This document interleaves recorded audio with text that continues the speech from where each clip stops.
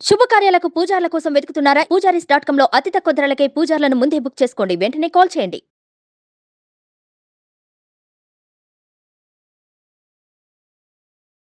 ఏంటి? ఏం జరిగింది? అసలు ఈ లేడీ కిలాడి న్యూస్ వైరల్ వెనుక ఉన్న కారణాలేంటి? ఇది ఒక కొత్త టైప్ ఫ్రాడ్. ఇది ఒక కొత్త టైప్ ఆఫ్ క్రైమ్ లాగా అనిపిస్తుంది మనకి.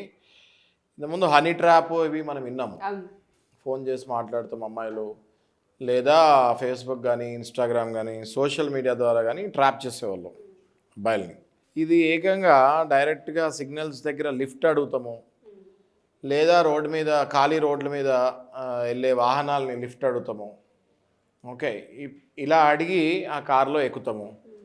చొరబడిన తర్వాత ఇంక వేరేలా బిహేవ్ చేస్తాము. మనం ఉదాహరణ తీసుకుందాము. జూబ్లీ హిల్స్ చెక్ పోస్ట్ దగ్గర ఈ రీసెంట్ సైదా నైమా అనేసి సుల్తానా అనే కేసు. తను 32 years లేడీ. ఓకే, ఈ అమ్మాయి ఈమె ఏం చేసింది అంటే లిఫ్ట్ అడగటం జరిగింది. ఒక పరమానంద, ఆయన పేరు కూడా, అబ్బాయి పేరు కూడా, డ్రైవర్ పేరు కూడా పరమానంద.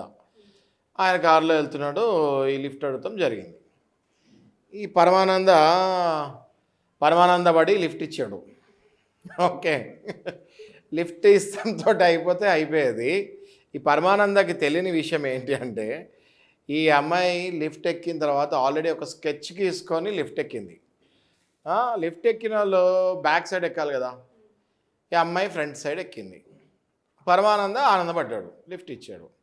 ఓకే, కొద్ది దూరం వెళ్ళిన తర్వాత ఈమె పరమానందని డైరెక్ట్గా నువ్వు నన్ను రేప్ చేసినట్టు నేను నీ మీద చెప్పబోతున్నాను అని బట్టలు చెప్పుకుంటాం స్టార్ట్ చేసేసింది.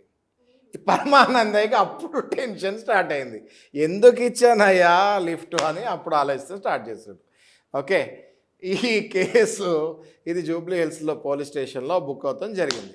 ఓకే, ఈ బాధితుడు ఏం చేశాడు, ఎందుకు బుక్ చేశాడంటే కేసు, ఈ పరమానందయ్యని ఈమె ఓన్లీ రేప్ అని అరుస్తాం కాకుండా ఆ పరమానందయ్య దగ్గర నుంచి డబ్బులు ఎక్స్ప్లాయిట్ చేస్తానికి ట్రై చేసింది. ఓకే, ఈ పరమానంద డ్రైవర్ కాబట్టి ఈయన దగ్గర ఆ రోజు వరకు వచ్చే డబ్బులే ఉంటాయి కాబట్టి మా చాలా డిమాండ్ చేసి ఉంటుంది డబ్బులు. ఆ డబ్బులు నేను ఇచ్చే బదులు పరువు పోతే పోయింది పర్వాలేదని పోలీస్ స్టేషన్కి వెళ్ళాడు. ఓకే, ఈ పరమానంద డ్రైవర్ కాబట్టి చిన్న స్థాయి వ్యక్తి కాబట్టి వెళ్ళి పోలీస్ కంప్లైంట్ ఇచ్చాడు. ఈ పరమానందకి ముందు ఎంతమందిని ఆబ్వియస్లీ అది ఆమెకి అలవాటైన ఆఫెన్స్. ఎందుకంటే అంత ఈజీగా ఆవిడ అలవాటైన ఆఫెన్స్. చాలామంది నాకు తెలిసి డబ్బులు వదిలించుకొని ఉంటారు ఆమె దగ్గర. ఈ పరమానంద ఒక డబ్బులు ఇవ్వలేక పోలీస్ స్టేషన్కి వెళ్ళాడు. వెళ్ళి కంప్లైంట్ ఇస్తాం జరిగింది. ఓకే, సో ఈ సెక్షన్ 389 పెట్టారు జూబ్లీ హిల్స్ పోలీస్ వాళ్ళు. సెక్షన్ 389 ఒకటే పెట్టారు. 389 అంటే ఇలా భయపడిచ్చి బ్లాక్మెయిలింగ్ లాగా అన్నట్టు. యాక్చువల్గా ఇందులో సెక్షన్స్ చాలా పెట్టాలి. 389 కాకుండా 383 కూడా పెట్టాలి, 370 కూడా పెట్టాలి, 415, 420 కూడా పెట్టాలి. అంటే ఇవన్నీ ఏంటంటే చీటింగ్, ఎక్స్ప్లాయిటేషన్, ఈ సెక్షన్స్ కూడా అన్నీ పెట్టాలి అందులో.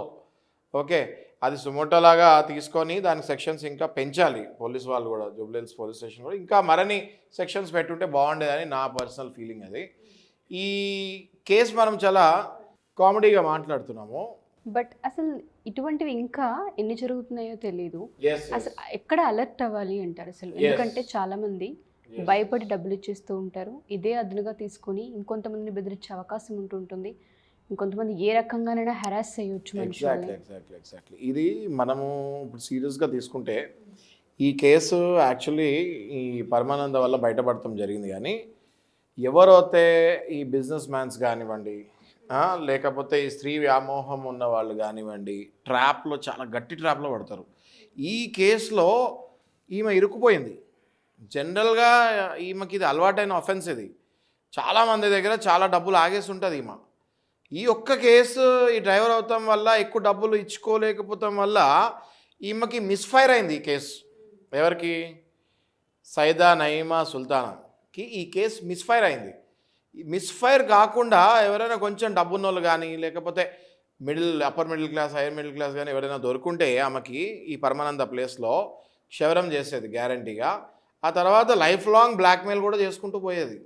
ఆ టైంలో ఏదైనా పిక్స్ తీసుకుంటామో, లేదో ఏదో ఒక ఎవిడెన్స్ తీసుకుంటామో, ఏదో ఆడియో ఆన్ చేసుకుంటామో, ఏదో జరుగుంటే ఇదంతా లైఫ్ లాంగ్ బ్లాక్మెయిల్ లాగా. ఇప్పుడు చాలామంది నేను చూస్తుంటా అండి క్లయింట్స్ ఉన్నదానికి కాని దానికి భయపడుతూ ఉంటారు, ముందుకు రారు. ముందుకు వస్తే నా పరువు పోతుందేమో అనుకొని చాలామంది భయపడుతూ ఉంటారు. సెకండ్ థింగ్, ఇది ఇంట్లో తెలిస్తే భార్య పిల్లల ముందు నా పరువు పోతుందేమో అన్నది. థర్డ్ థింగ్, ఇది ఆఫీస్లో తెలిస్తే నా ఉద్యోగమే పోతుందేమో. ఇప్పుడు ఈ డ్రైవర్ లాంటి వాళ్ళు ఉంటే ఆబ్వియస్గా రిపోర్ట్ చేస్తే ఊబర్ లాంటి వాళ్ళు, లేకపోతే వాట్ ఎవర్ ఇట్ ఈస్, ఏదైనా కార్పొరేట్ కంపెనీస్లో కార్ డ్రైవర్స్, వాళ్ళ ఉద్యోగం ఇమ్మీడియట్ ఫట్ కదా. ఓకే, ఇలాంటి భయాలకి చాలామంది బయటికి రాకుండా చాలామంది ఈ ట్రాప్లో పడుతున్నారు. స్పెషల్లీ హైదరాబాద్ మెట్రోపాలిటన్ సిటీ అయిన తర్వాత, పాపులేషన్ పెరిగిన తర్వాత, జీతాలు పెరిగిన తర్వాత, స్టాండర్డ్ ఆఫ్ లివింగ్ పెరిగిన తర్వాత డబ్బు ఎక్స్ప్లాయిటేషన్ అన్నది చాలా ఈజీ అయిపోయింది. ఒక 10,000 20,000 లాగాలి అంటే జనాల దగ్గర నుంచి బూడిది మాటలు చెప్పి అది that has become very easy. Okay, so ఈ పరమానంద వల్ల ఈమె బయటపడింది. కానీ లేకపోతే ఈ పరమానందలాగా ఎంతోమందిని ఈమె ఆల్రెడీ బలి తీసుకొని ఉంటుందని నేను అనుకుంటున్నాను. సో ఇట్లాంటిది ఎలా అవుతాయి, ఈయన పోలీస్ స్టేషన్కి వెళ్ళి కంప్లైంట్ ఇచ్చాడు. ఈయన ఎందుకు ఇచ్చాడు, ఈయన లిఫ్ట్ ఎందుకు ఇచ్చాడు? పాపం ఒక మహిళ డ్రాప్ చేద్దామని ఇచ్చి ఉంటాడు, నెంబర్ 1 అదొకటి ఇచ్చి ఉంటాడు. నెంబర్ 2, ఎవరో బాగా తయారైంది లిఫ్ట్ అడుగుతుంది అని కక్కుర్తిపడి కూడా లిఫ్ట్ ఇచ్చి ఉంటాడు. ఓకే, ఇప్పుడు ఎందుకు లిఫ్ట్ ఇచ్చాడా అనేది మనం పక్కన పెట్టేద్దాము, కానీ లిఫ్ట్ అయితే ఇచ్చాడు. అదే ఒకవేళ మంచి ఉద్దేశంతో లిఫ్ట్ ఇచ్చి ఉంటే వెనకాల కూర్చోమని చెప్పాలి. ఓకే, లిఫ్ట్ ఇవ్వగానే ముందు కూర్చోండి అని డోర్ చేసి కూర్చోబెట్టుకుంటే ఇట్లాంటివి కూడా జరుగుతాయి. మంచి పనులు చేయాలి, కానీ మీరు కూడా జాగ్రత్త పడాలి. ఇది మనం చెప్పేది ఏంటి అంటే, ఇందులో నీతి ఏంటి అంటే, మంచి పనులు చేసేటప్పుడు కూడా కొన్ని జాగ్రత్తలు తీసుకోవాలి. తీసుకోకపోతే ఇప్పుడు ఈయన వెళ్ళి కంప్లైంట్ ఇచ్చేసరికి సరిపోయింది. అదే వీడి ఇంటికి వెళ్ళిపోయి వీడి మీద రేప్ కేసు వేసి ఉంటే, అమ్మాయి 376 వేసి ఉంటే, వీడిని ఫస్ట్ ఇమీడియట్ తీసుకెళ్ళి 90 రోజులు బెయిల్ కూడా రాదు వీడికి, ఎవరికి, పరమానందకి. రైట్, సో అట్లాంటివి చేయకూడదు. చేసేటప్పుడు చాలా జాగ్రత్తగా చేయాలి. ఎవరు పడితే ఆ లిఫ్ట్ అడిగితే చూడాలి మనము. ఆమె లిఫ్ట్ అడుగుతుంది, ఆమె 32 ఇయర్స్ ఆమె జూబ్లీ సిగ్నల్ దగ్గర లిఫ్ట్ అడిగితే ఇవ్వాలా వద్దా అన్నది ఆలోచించుకోవాలి. లిఫ్ట్ ఎవరికి ఇవ్వాలి?